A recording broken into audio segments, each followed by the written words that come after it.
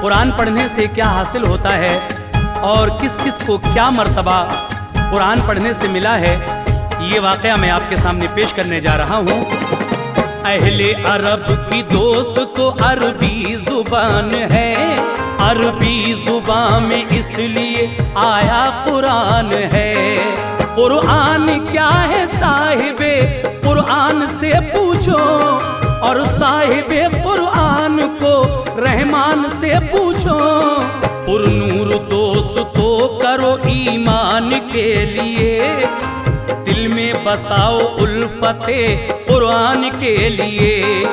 कुरान है एक ज़ाब्ता इस्लाम दीन का, कुरान आला नूर है दीने मुबीन का। कुरान पढ़ने वाले के चेहरे पे नूर है, हर वक्त उस पे रहमत